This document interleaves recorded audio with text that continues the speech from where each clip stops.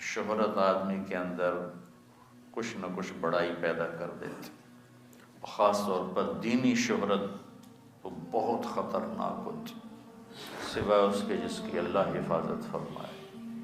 آپ میرے بچے ہو، میرے لیے دعا کیا کرو، اللہ مجھے اس کی خیر نصیب فرمائے، اس کے شر سے بچائے۔ تو اللہ نے مجھے بچوں اس بات کی توفیق دی کہ میں ہمیشہ خاموش ہوں۔ رد عمل اندر وہ جو ہے نا، مدح اور ذم کو اپنے لیے برابر کر لو، یہ ایک جملہ اہل تصوف کہتے ہیں، اہل تصوف نہیں، یہ دین کا جملہ ہے کہ مدح اور ذم کو اپنے لیے برابر کر لو۔ برابر کرنے کا کیا مطلب ہے کہ کوئی مجھے گالی دے گا تو مجھے تکلیف نہیں ہوگی، اور کوئی میری اچھائی بیان کرے گا تو مجھے خوشی نہیں ہوگی۔ کوئی مجھے گالی دے، مجھے جواب نہیں دینا۔ ناگواری تو یہ میں نے اپنے ہاتھ کے اوپر بھی ہاتھ مارا ہے تو مجھے یہاں درد ہوا ہے، آپ مجھے برا بھلا کہو گے تو ناگواری تو مجھے ہوگی، مجھے اچھا تو نہیں لگے گا، لیکن پھر آگے میں بھی ویسا ہی شروع ہو جاؤں آپ کے سامنے ہی، آپ کی پیٹھ پیچھے، تو یہ یہاں تک نہیں آنا، اس سے پیچھے رہنا ہے۔ میرے نبی کو کہا گیا آپ مال غنیمت کو صحیح تقسیم نہیں کر رہے تو آپ کے چہرے کا رنگ بدل گیا، تو نبی پہ اثر ہوتا۔ پھر آپ نے کہا اچھا، میرے بھائی موسیٰ کو اس سے بھی زیادہ برا کہا گیا، اس نے بھی صبر کیا، میں بھی صبر کروں گا۔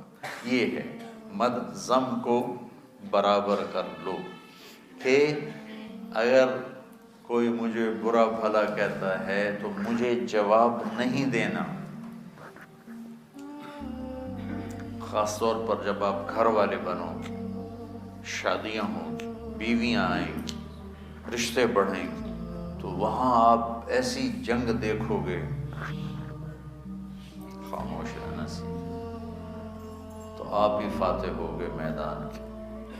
کوئی میری تعریف کرے تو اس کو کیسے برابر کروں کہ میں اپنی اوقات نہ بھولوں، میں اپنی حیثیت نہ بھولوں۔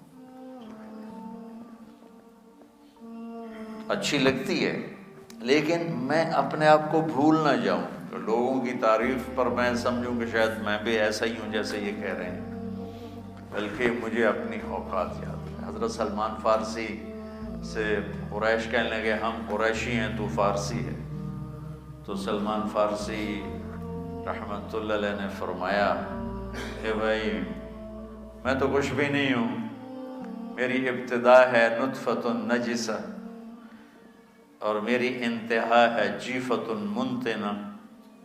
میری ابتدا ایک ناپاک پانی ہے اور میری انتہا ایک بدبودار مردار